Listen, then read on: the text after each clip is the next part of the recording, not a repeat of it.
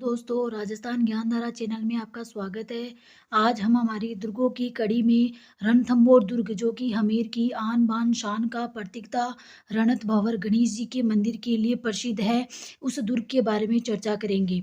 रणथंभौर दुर्ग के सबसे पहले हम बढ़ेंगे कि इसका निर्माण किसने करवाया है, इसकी स्थिति क्या है और इसकी विशेषताएं क्या है। तो सबसे पहले मैं आपको बताना चाहूँगी कि रणथंभौर दुर्ग राजस्थान ही नहीं बल्कि भारत में सबसे ताकतवर दुर्गों में से एक है। यह दुर्ग सवाईमाधोपुर में स्थित है और इस दुर्ग का निर्माण 8वीं सदी में रणधीदेव के द्वारा करवाया गया था।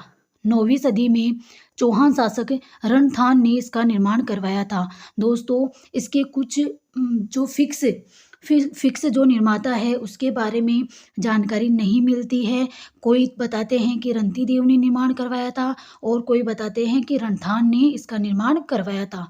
यह एक गिरी और एरण और वन श्रेणी, गिरी मतलब पर्वत पर स्थित होने के कारण इसे गिरी श्रेणी का वन दुर्ग कहते हैं। एरण यानी कि दुर्गम स्थिति में झाड़ियों के बीच में स्थित होने के कारण इसे एरण दुर्ग कहते हैं और वन जंगल में स्थित होने के कारण इसे वन श्रेणी का दुर्ग भी कहा जाता है।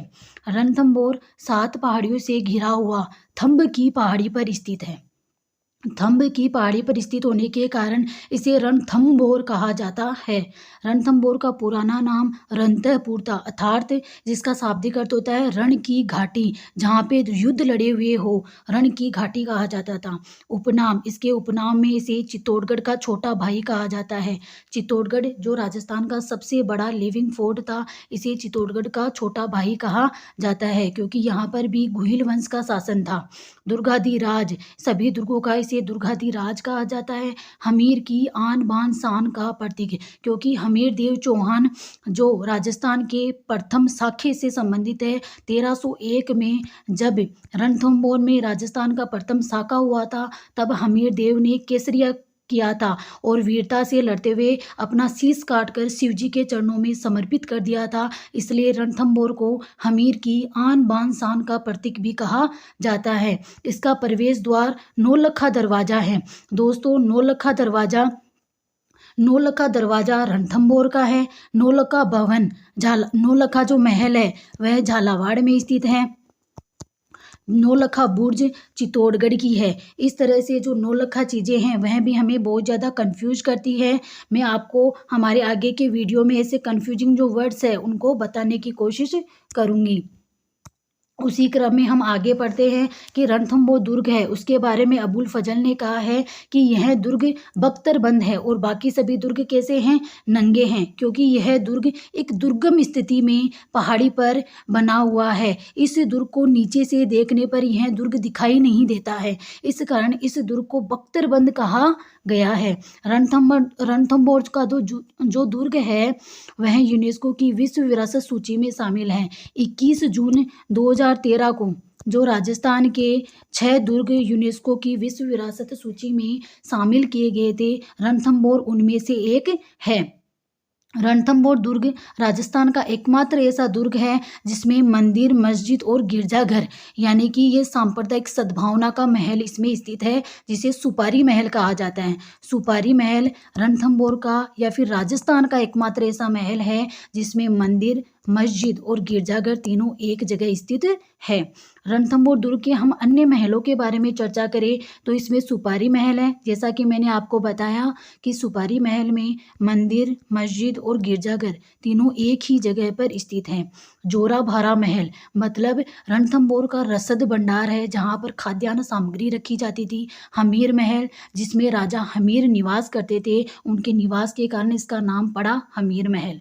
जोगी महल, साधु सन्यासियों की शरण स्थली होने के कारण इसे जोगी महल कहा जाता है। दोस्तों, जोगी महल में पहले एक साधु ने तपस्या की थी, उस साधु के कारण कुंभा ने इस जोगी महल का निर्माण करवाया था। वर्तमान में यहाँ पे साधु संतों की शरण स्थली होने के कारण इसे जोगी महल कहा जाने लगा। जीर्णोद्धार, इसका जीर्णोद्धार 1960 में राजस्थान पुरातत्व विभाग के द्वारा करवाया गया था और हमीर कचहरी, जिसे हमीर का न्यायालय कहा जाता है, वह भी रणथंभौर में स्थित है। ये है अपना जोगी महल, जो कि जंगल के बीचों बीच में बहुत ही खूबसूरत तरीके से स्थित है। इसका निर्माण कुंभा के द्वारा करवाया गया था। आगे हम पढ़े तो रणथंभौर दुर्ग में जो राजस्थान का प्रथम शाखा था, राजस्थान का प्रथम शाखा 1301 में हुआ था। 11 जुलाई 1301 में रणथंभौर में राजस्थान का प्रथम शाखा हुआ था। अलाउद्दीन खिलजी ने आक्रमण किया था। इस समय जो शासक थे वह हमीर देव चौहान थे। हमीर देव चौहान ने केसरिया पगड़ी पहनकर इसमें साका किया था, मतलब अपने प्राणों को न्यौछावर कर दिया था। जौहर रंग देवी, जो कि हमीर की पत्नी थी, और इनकी पुत्री थी पद्मला और देवल दे, इन्होंने जल जौहर किया था। राजस्थान का एकमात्र जल जौहर रणथंभौर के दुर्ग में हुआ था, जो कि रंग देवी व पुत्री पद्मला दे या देवल दे ने किया था। राजस्थान का यह एकमात्र जल जौहर है। आक्रमण अलाउद्दीन खिलजी ने किया था। अलाउद्दीन खिलजी ने पहले आक्रमण 1299 को किया था। फिर 1299 में अलाउद्दीन खिलजी के सेनापति थे नुसरत खां और उल्गू खां। नुसरत खां थे और उल्गू खां थे। नुसरत खां और उल्गू खां। और जो हमीर देव चौहान है, इनके सेनापति थे धर्म सिंह और भीम सिंह। धर्म सिंह और भीम सिंह इनके सेनापति थे। तो जब 1299 में अलाउद्दीन खिलजी ने आक्रमण किया, उस समय नुसरत खां की मृत्यु हो जाती है, और जो हमीर देव चौहान के सेनापति थे धर्म सिंह, उनकी मृत्यु हो जाती है। फिर बाद में इन्होंने 1301 में आक्रमण किया। 1301 में हमीर देव चौहान के जो सेनापति थे रणमल और रतिपाल, इन्होंने हमीर देव चौहान के साथ में धोखा किया था, और जो रणथंभौर दुर्ग थी उसमें उसकी जो रसद सामग्री थी उसमें गौ मांस और गौ रक्त मिला दिया था और गौ मांस मिला दिया था, जिससे कि रणथंभौर के दुर्ग में रसद सामग्री का अभाव हो गया था, जिससे हमीर देव चौहान ने रणथंभौर दुर्ग का क्या कर दिया था, प्रवेश द्वार खोल दिए थे, और हमीर ने केसरिया किया और रानी रंग देवी और पद्मला ने जौहर किया था, जो राजस्थान का पहला जौहर माना जाता है। आगे हम चर्चा करें तो रणथंभौर दुर्ग की कुंजी झाइन दुर्ग को कहा जाता है। कुंजी क्या होता है? ऐसा दुर्ग जिसका एक छोटा दुर्ग होता है, जैसे ताले की एक छोटी चाबी होती है, उसी तरह से झाइन दुर्ग रणथंभौर दुर्ग की कुंजी कही जाती है। अलाउद्दीन खिलजी के आक्रमण के समय झाइन दुर्ग का जो शासक था वह गुरुदास सैनी था। जब अलाउद्दीन खिलजी ने 1301 में रणथंभौर पर आक्रमण किया था, तब यहाँ का शासक गुरुदास सैनी था। रणथंभौर दुर्ग के बारे में कुछ कथन काफ़ी फेमस हैं। उनमें यह दुर्ग तो बख्तरबंद है, बाकी दुर्ग नंगे हैं, यह अबुल फजल ने कहा है, और आज कुफ्र का घर इस्लाम हो गया, यह अमीर खुसरो ने कहा है। अमीर खुसरो, जब अलाउद्दीन खिलजी 1301 में रणथंभौर पर आक्रमण करते हैं, तब अमीर खुसरो अलाउद्दीन की सेना के साथ में यहाँ पर आते हैं, और जब रणथंभौर अलाउद्दीन खिलजी के अधीन हो जाता है, तब अमीर खुसरो ने यह कहा था कि आज कुफ्र का घर इस्लाम हो गया, और मैं ऐसे 10 दुर्गों को मुसलमान की दाढ़ी के एक बाल के बराबर भी नहीं समझता। ये जलालुद्दीन खिलजी ने कहा था। जलालुद्दीन खिलजी ने 1290 और 91 में दो बार रणथंभौर पर आक्रमण किया था, लेकिन वह रणथंभौर को हासिल नहीं कर पाया था। वो बोलते हैं ना, जब लोमड़ी के मुंह अंगूर नहीं लगते हैं, तो लोमड़ी ने बोला कि अंगूर खट्टे हैं। तो उसी तरीके से जलालुद्दीन खिलजी ने कहा था कि मैं ऐसे 10 दुर्गों को मुसलमान की दाढ़ी के एक बाल के बराबर भी नहीं समझता। आगे हम चर्चा करें तो रणथंभौर दुर्ग के जो प्रमुख मंदिर है, उनमें सबसे फेमस मंदिर है यहाँ पे गणेश जी का मंदिर, रणत भंवर त्रिनेत्र गणेश जी का मंदिर, जो रणथंभौर सवाई माधोपुर में स्थित है। जहाँ पे राजस्थान में जब भी कोई विवाह होता है, जो उसकी पहली कुकू पत्री है, पहला जो कार्ड होता है, वह त्रिनेत्र रणत भंवर गणेश जी के मंदिर सवाई माधोपुर बाई पोस्ट पहुंचाया जाता है, या खुद जाके पहले गणेश जी को आमंत्रित किया जाता है। यह मंदिर रणथंभौर सवाई माधोपुर में स्थित है। यह राजस्थान का सबसे बड़ा गणेश जी का मंदिर है, जो कि जहाँ पर भाद्रपद शुक्ल चतुर्थी को बहुत बड़ा मेला लगता है। शिव मंदिर, अलाउद्दीन खिलजी के आक्रमण के समय हमीर ने इसी मंदिर में अपना शीश काटकर शिव जी को समर्पित कर दिया था, इस कारण यह शिव मंदिर भी काफ़ी फेमस है।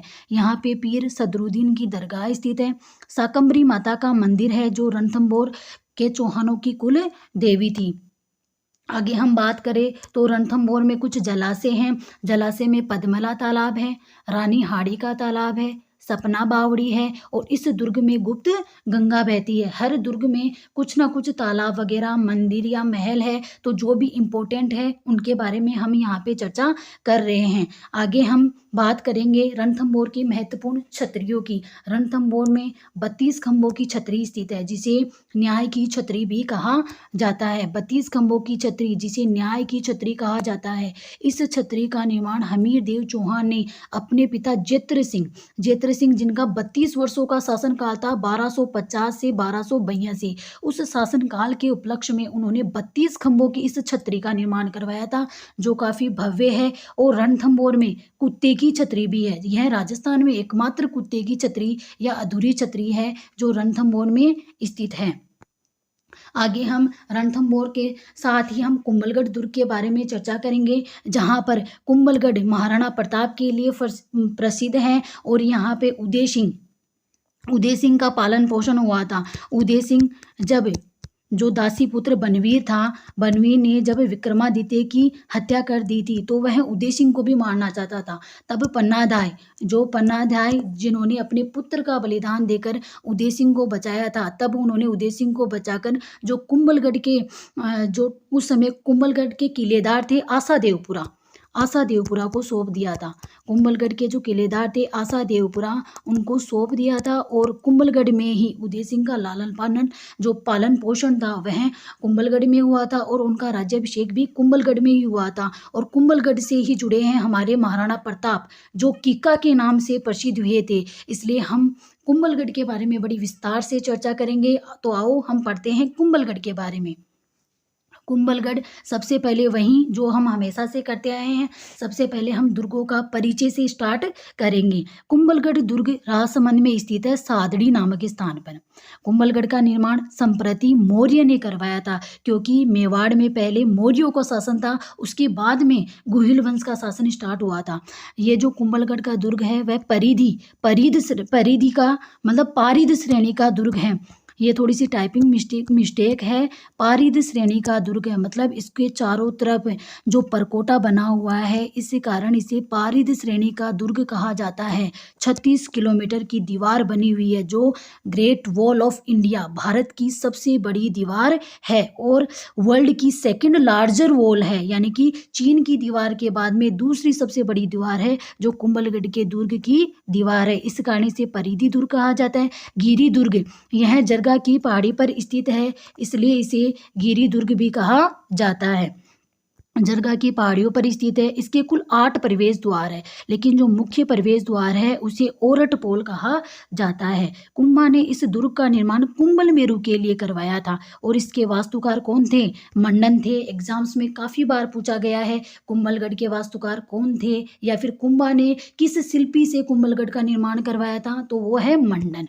उपनाम, इसे मेवाड़ की संकटकालीन राजधानी कहा जाता है। जब भी चित्तौड़गढ़ पे, मेवाड़ पे कोई संकट आया था तो उन राजाओं ने कुंभलगढ़ में शरण ली थी, इसलिए इसे मेवाड़ की संकटकालीन राजधानी कहा जाता है। मेवाड़ की तीसरी आंख कहा जाता है। पहली आंख चित्तौड़गढ़, दूसरा रणथंभौर और तीसरी आंख कुंभलगढ़ को कहा जाता है। इसे एस्ट्रकूट दुर्ग कहा है। किसने कहा है? कर्नल जेम्स टोड के द्वारा इसे एस्ट्रकूट दुर्ग भी कहा जाता है। यह यूनेस्को की विश्व विरासत सूची में शामिल दुर्ग है, जिसे 21 जून 2013 को राजस्थान के 6 दुर्गों को जब यूनेस्को की सूची में शामिल किया गया था, उन 6 दुर्गों में से कुंभलगढ़ भी एक दुर्ग है जो यूनेस्को की सूची में शामिल किया गया था। इस दुर्ग के बारे में अबुल फजल ने कहा है कि यह दुर्ग इतनी बुलंदी पर है कि इसको नीचे से जब ऊपर देखते हैं तो सिर की पगड़ी ही नीचे गिर जाती हैं। आगे हम इस दुर्ग के बारे में चर्चा करें तो इस दुर्ग के हम महलों के बारे में चर्चा करेंगे, फिर इस दुर्ग के मंदिरों के बारे में चर्चा करेंगे। इस दुर्ग में महल है, उनमें सबसे पहले हम चर्चा करेंगे बादल महल। बादल महल ये हमारा दिख रहा है। बादल महल जिसमें महाराणा प्रताप का जन्म हुआ था, जिसे हम कीका कहते हैं, उन कीका का जन्म हुआ था बादल महल। बादल महल के 2 कक्ष होते हैं, एक तो जनाना कक्ष है और एक मर्दाना कक्ष है। तो जनाना कक्ष की जो जूनी कचहरी है, जनारा कक्ष भी दो भागों में डिवाइड था, एक तो जूनी कचहरी में और एक श्रृंगार कक्ष में। तो जूनी कचहरी में 9 मई 1540 को ज्येष्ठ शुक्ल तृतीया को महाराणा प्रताप और कीका का जन्म हुआ था, जिन्हें महाराणा प्रताप कीका भी कहा जाता है, इनका जन्म हुआ था। और दूसरे कक्ष को मैंने बताया कि मर्दाना कक्ष कहा जाता है। यह है अपना बादल महल। आगे हम चर्चा करें तो यह है बादल महल, जिसका ऊपर से व्यू लिया गया है। बादल महल में यह है अपना मर्दाना कक्ष और यह है जनाना कक्ष। मर्दाना कक्ष में ये सबसे ऊपर दिखाई दे रहा है, इसको कहा जाता है कटारगढ़, जिसके बारे में अबुल फजल ने कहा था कि नीचे से ऊपर देखने पर सर की पिगड़ी नीचे गिर जाती है, इसे बादल महल कहा जाता है। एक है झाली रानी का मालिया, जिसे अटपटा महल कहा जाता है। कुंभलगढ़ दुर्ग का जो उच्चतम बिंदु था उसे कटारगढ़ कहा जाता है, जिसे मेवाड़ की आंख कहा जाता है।